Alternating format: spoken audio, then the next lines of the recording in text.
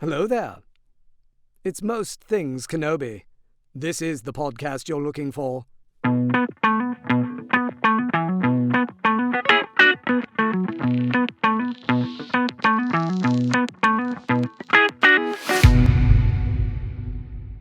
Hi everyone, welcome to another episode of Most Things Kenobi, a podcast about Obi-Wan Kenobi and all things Star Wars. I'm your host, Leanne. And I'm your host, Lauren. In this week, we're jumping back into the spirit of Obi-Wan through the Clone Wars, and really, we just kind of wanted to talk about what really changed it for us. What changed Obi-Wan from a good character in our eyes to, like, the character in our eyes? Yes. Is that a good way to put it? I think so, yeah. We are Most Things Kenobi, after all. We certainly are, and next week's a real big episode about Obi-Wan Kenobi. We'll talk more about that later, but this is a good segue into that episode, I think. Stick with us, because this announcement is huge at the end of the episode, so yeah. Yes. Many of you already know through social media, but if you don't know, you will know at the end of this episode, so stay tuned. So, yeah. How did you become obsessed? Because I think you might have been before me, because you were already like writing stories and doing research before I was, so. Yeah, but you and I have the same answer, of course. I mean, pretty much the same answer. Probably, yes. Because we're space twins, so yes, of course. Yeah. So, like, Clone Wars overall changed everything. It just added more depth to, you know, my two favorite characters, which is Obi-Wan and Anakin. So, as a whole, the show did it, right? But with those pivotal moments that said, holy he's on another level than I ever knew or expected, was definitely landing at Point Rain. And remember when we talked about in one episode our favorite Obi-Wan moments? Yes. That was like when he ignites that saber and he's about to go in with like whatever broken ribs and broken bones and internal bleeding that he has. And he was going to go fight anyway and go down fighting. I was like, oh, he's made us something totally different. I've always liked Obi-Wan. Ewan, Sir Alec Guinness. And now we can add Clone Wars / James Arnold Taylor to the list because of many moments, but that was like the defining moment when I was just blown away, really. Same. Like, I've probably told this story before. I was like washing dishes, you know, and I would like put my laptop up and watch Clone Wars because it was a cartoon and I felt like it was maybe for kids, but I just wanted to see what it was all about. Mm-hmm. And by landing at Point Rain, I could not have a distraction while I watched it. Like, that was a huge turning point in the show for me in general, which I'd love to like dive into the Geonosian arc in more depth at some point, but for sure. There was like something at the beginning where I was like, this is going to be a different episode for Obi-Wan. And it was when Anakin says, don't worry about me. You just make sure you reach the landing zone. Yeah. And I was like, he's not going to reach the landing zone, is he? Something terrible is going to happen. And we had never seen anything like that. Obi-Wan just takes everything in stride up to that point. And, you know, he was always kind of like, oh, Anakin, you know, in every episode up to this point. And this is where he was suddenly injured and having to kind of power through it anyway.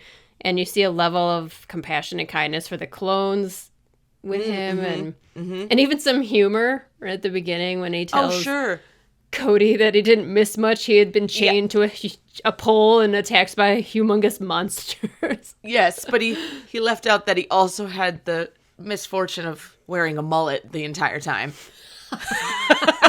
Which is its own torture in a way. That's true. And honestly, him fighting on Geonosia, is that how you say it? Now my brain is not working. Is like that was the only time the mullet looked good because it just like fell all loose around his face. It was a little windblown and sweaty and it did things instead of being coiffed and big roller brushed. Thing. Yeah. Don't forget the big roller brushes. He sat under one of those big dome dryers to like get the Yes. And 1990s mall music is playing while he's reading Yes. a Cosmo magazine. Exactly. I kind of like that image. Me too. I was like, someone please draw this. Please, I'm thinking of a very specific artist, but I'll take any artist at this point, Jordan. But yeah, Yeah. it's funny because he's already been to this planet. He's already had to deal with these aliens, these bugs. They're essentially giant grasshoppers. Yes, they refer to them as bugs. So Yeah. yeah. So, but the best part is, like, it eventually, we see more whenever he goes underground with Anakin, like in a later episode where they go to the Geonosian Queen, and he gets into his real humor, and like, so we start to see in these earlier seasons the sassiness come alive. Yeah. Which I really like because, as we've always said, Obi-Wan can be a little uptight. He can be a little too close, to the code. And then we get to see him not only be a fighter, but he fights with his crew. He was going to fight with them to the very end in landing at Point Rain. But he's also, even when he's, Anakin and them get there and he's able to relax and sit down, we then see him go into his strategy, his mental capacity, of war.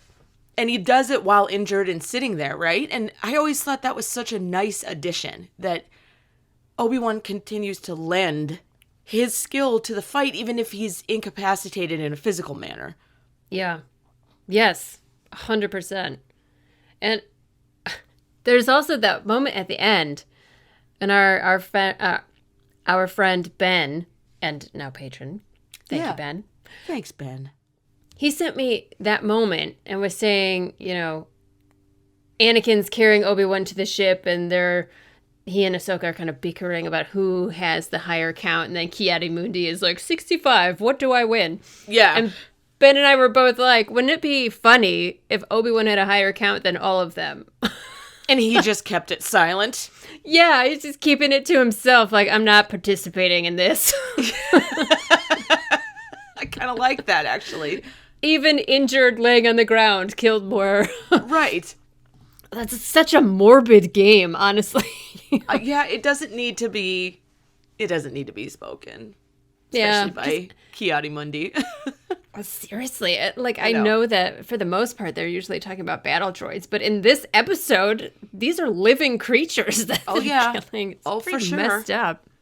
Yeah, and I hate to get into the, I don't even know what the word is, but like the morality, I guess, of they're a clan unto themselves. They're fighting in some way that they believe in. It's something they believe. Protecting their own sovereignty. Yeah. Like, I don't like when one core group of people come in and overtake another core group of people. That just doesn't sit right with me. But in the interest of the story, it's all part of the greater war that Palpatine is dictating and puppeteering. And right, exactly. Yeah, they're making weapons of mass destruction. Yes. Right? Isn't that what they're doing? Children in to disarm it, right? Or they get stuck. Yeah, exactly. What is that episode? I don't remember the title. It's the one where Ahsoka and Barriss go in. Yeah. Truth be told, I almost never watched that episode because I dislike Barriss so much. I mean, hot take. I don't care what happened to Barriss. I know a lot of people care. A lot of people want to know if she's ever going to show up. I don't care. Yeah. I just also find Luminara a bit irritating. Luminara is terrible. She is the coldest Jedi out there.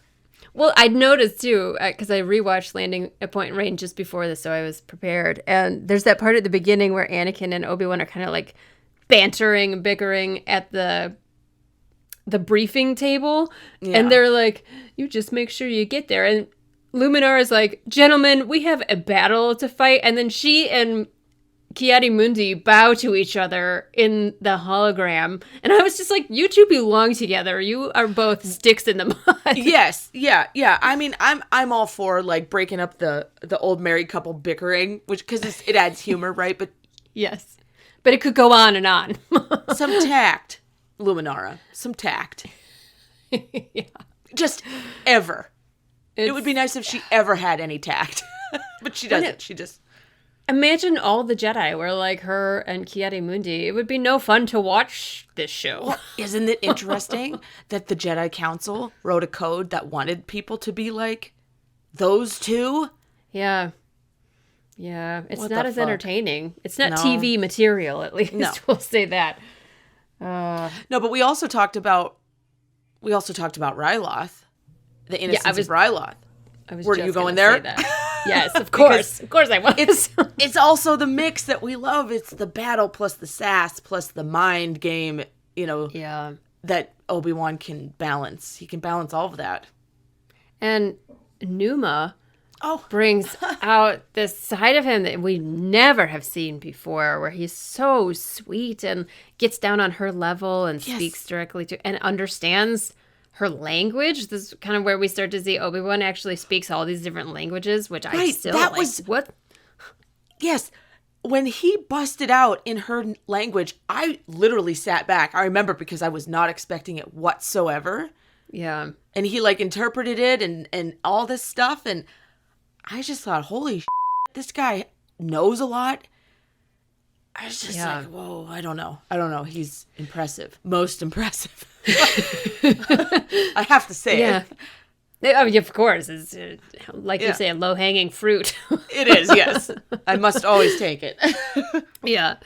I love that episode because he's this really great mix. And a lot of it has to do with how James uses his voice to portray the different levels for him. And in that one, he's pretty light and quippy and, who's up for a challenge, that kind of stuff. But then you see him protect all the clones, from the giant tick beasts. Yeah, that is so good.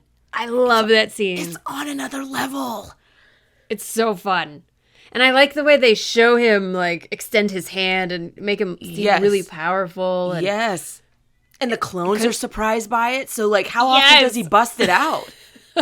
probably not that off. I love that moment where he's like, incredible. And Cody tells him to shut up, basically. Yeah, right. Well, mostly because isn't he trying to just not break his concentration? Yes, probably. Yeah. Cody. And then you see him with Numa, where he's softened and sweet Yeah, and yes. protective, even when he stands in front of her and covers her eyes and all of that interaction. I just loved.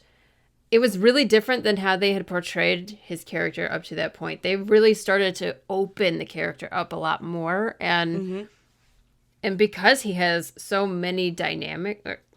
I'm not sure that's the way to phrase it, but he's a dynamic character.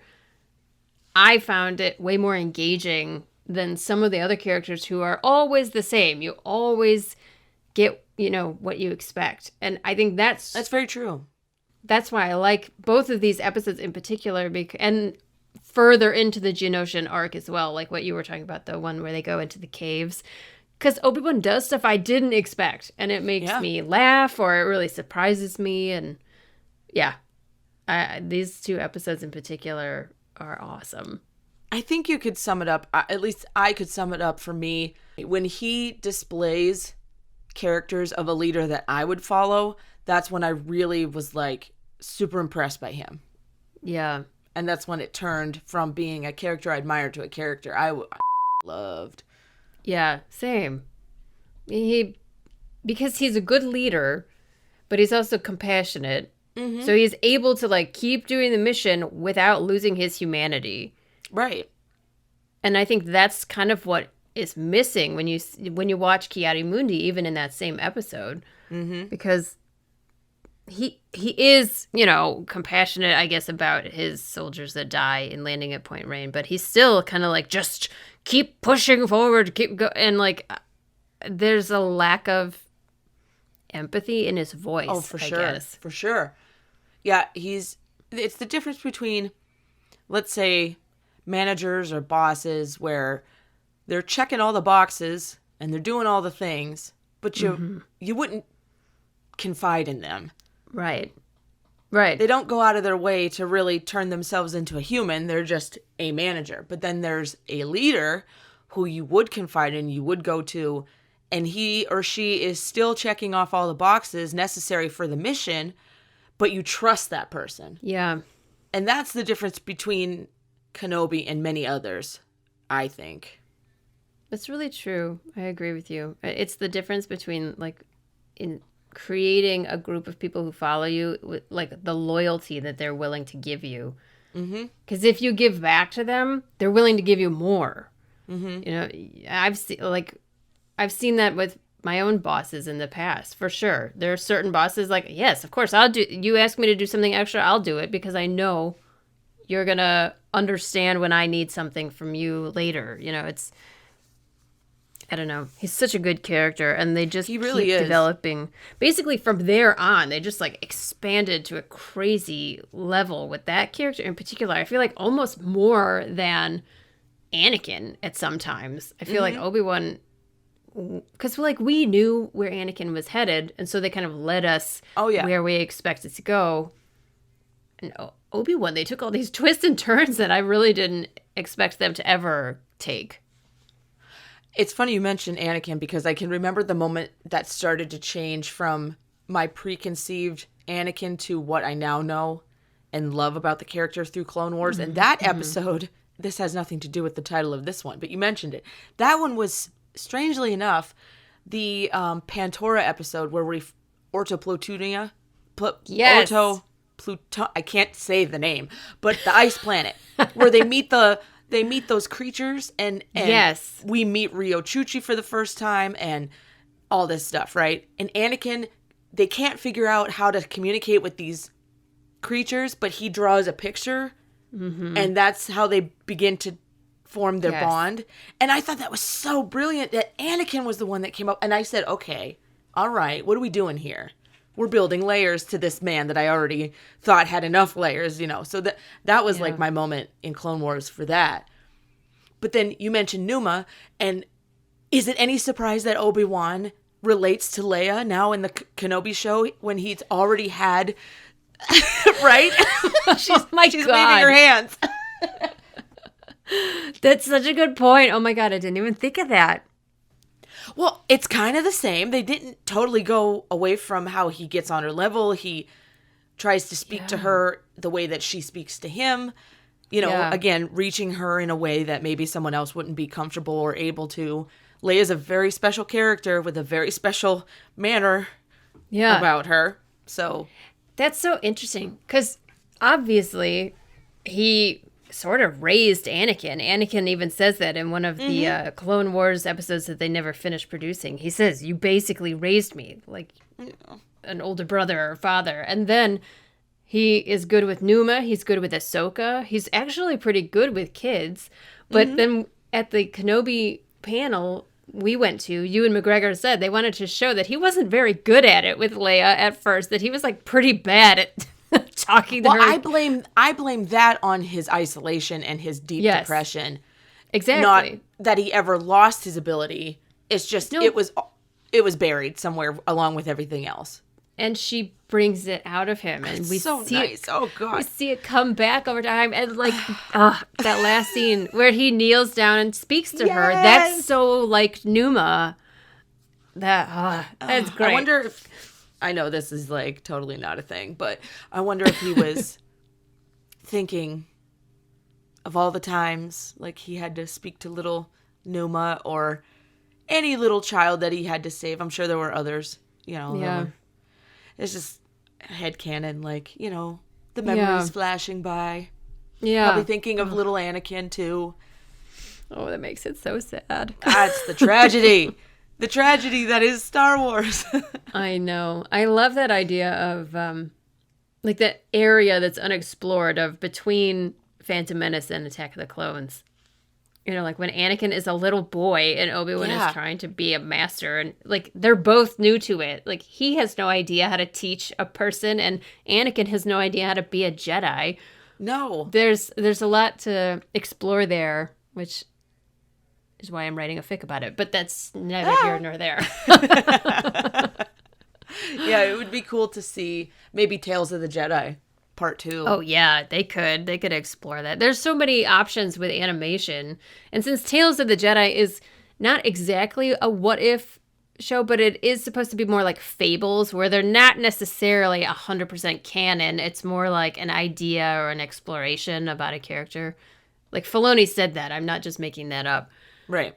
They could explore all kinds of ideas. That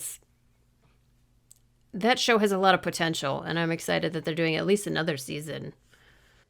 Oh, yeah. I hope it's better than the first. We had our feelings about the first season, just some of the episodes, a lot of them, but it didn't pull me in the way Clone Wars pulled me in, that's for sure.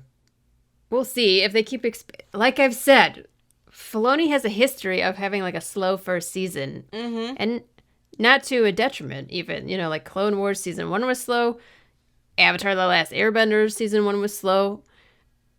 In my opinion, Mando season 1 was very slow. Yeah. No, yeah. I agree. But I do trust him, especially if he knows he has a resolution in mind, that he's going to get us there in a way that by the end we'll be sobbing. Because like that happened even with Last Airbender. It was so good. It was worth the investment of watching all the seasons because it was so tied together really well at the end. And if Last Jedi, or not Last Jedi. Oh my. Tales of the Jedi. Last Jedi, that's gone. Leave it. Opportunity's gone. What I meant was with Tales of the Jedi, there are some really cool places he could go that actually like tie all of this together. So I'll reserve full judgment until the end because Same. I trust Filoni. I also think that there's going to be at least a few episodes that will reel me in. And since it's not crazy for me to assume this or want for this, but since there wasn't a lot of Obi-Wan in Tales of the Jedi yet, I mean, so far, maybe we'll get more in this one. Yeah. Yeah. Especially since there was a Kenobi show, maybe he's going to play not off of the show, but off the fact that there are a lot more fans, or maybe the fans of Obi-Wan have risen up and he has heard them, that sort of thing. I mean, come on, hear us. Seriously, I really think that Disney didn't know. Maybe they know now because they finally did the Kenobi show and saw the insane reaction that like fans really like Obi-Wan and they really will devour content about him. That's what I'm hoping. Yeah. I remember when I've told this before at Comic-Con, the year that you and I went to Comic-Con together, I went to a Star Wars literature panel where they announced all the books and comics that were coming out. And that was when they announced Master and Apprentice and Heroes of the Republic, which was also going to be, there's going to be an Obi-Wan comic for that. And I went up to the exec afterwards, and you know me, I don't talk to anybody. I'm terrified of speaking to strangers. Aww. And I said, like, thank you for making Obi-Wan content. Like, we want it. Yes. And so I hope that they listen to that kind of stuff. It seems like they sometimes they take into account what the fans really want, but I don't know. Well, it's certainly a character that they have to be careful with. Yes, because he's a so legacy. Loved. Yes. Yeah. So, absolutely. But I don't think that a 15-minute short would destroy anything that they've built up. It would only add to if we saw where he came from, or like an origin story like Ahsoka got. Yeah. Yeah. Because he talks about it in the Kenobi show. Yes, he says that's he remembers. what I'm thinking. Just put that out there. Give us the parents and the brother. He thinks he had a brother. Yeah, what? Kenobi's got a brother out there somewhere. That would be insane. What if he has the Force? I know. What if he's Rey's dad? Oh my God. I'm not giving this up. You just exploded my brain. He could be. I mean, I know that they've already tried to explain that, Palpatine is her dad? I'm not accepting it. That's why I will accept that Obi-Wan's fabled brother is her dad before I accept Palpatine. Palpatine's her grandfather. I don't give a Either way, it's not happening. Sorry. I don't like it. Nope. I don't like it. Look, okay, so Obi-Wan doesn't remember his dad, right? He just remembers his hands. So technically, Palpatine could be Obi-Wan's dad, and then Obi-Wan's Where are you brother going with this? What are you doing? could be Rey's father. There, now we're all connected. There. Which would be even crazier if it turns out Kenobi is also a Palpatine.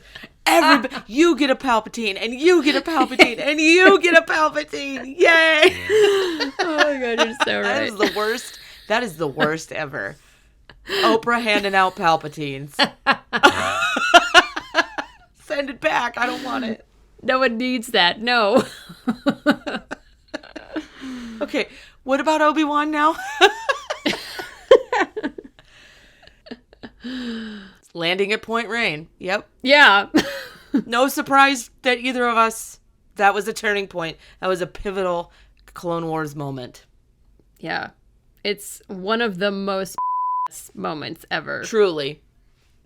Like you said, a real hero moment where he even is like a superhero. Yeah. I'm all for it. Full respect.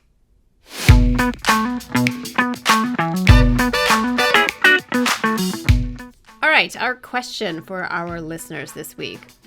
What was a pivotal moment in Clone Wars that changed your opinion on Obi-Wan or made you love Obi-Wan, made you a huge fan of Obi-Wan? We told you ours. What is yours? Next week is huge. We hinted at it at the beginning of this episode, and if you've come all the way to the end to hear about it and you haven't heard already, next week is a very special, amazing, can't even believe I'm going to tell you this kind of moment. But next week's episode features our friend of the podcast, our Obi-Wan Kenobi, James Arnold Taylor. The James Arnold Taylor is on our show next week. Klaxon alert. Klaxon! Actually, I'll put it in. Because it's a klaxon alert.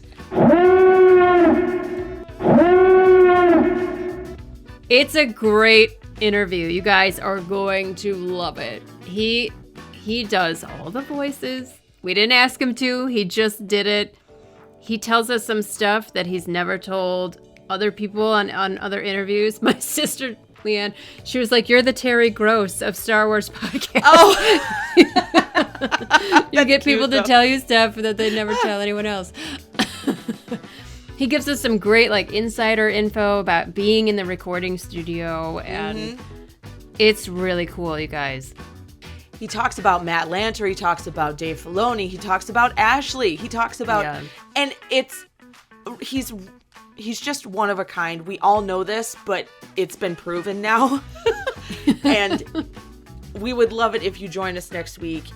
It's going to be a milestone for us. And actually, we recorded that episode with James on our 100th episode day. So it was a very special, very memorable day for Lauren and I hope you will join us. It's a do not miss episode here on Most Things Kenobi. Yeah. So really quick too, we'll release the audio as a podcast as usual, but we did record it as a video as well. So if you want to see the video interview, I'll include the full thing. It's going to be available on our Patreon for our Jedi Master tier. So if you want to see that and watch it, hop over to our Patreon and sign up for the Jedi Masters. And there may be some special additions to that, care of James Arnold Taylor himself. So listen for more.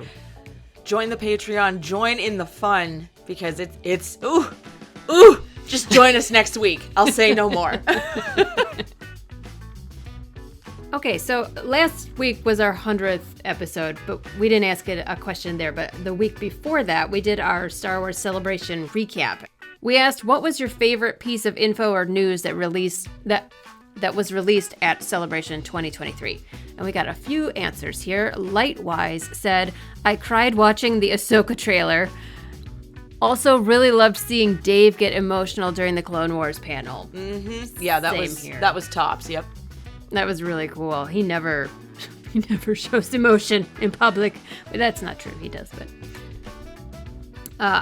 Isla, I'm sorry, I'm not sure if I'm pronouncing your name right. Please forgive me.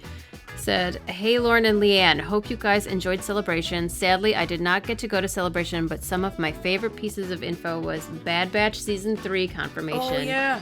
Yes, and the yes. Ahsoka trailer.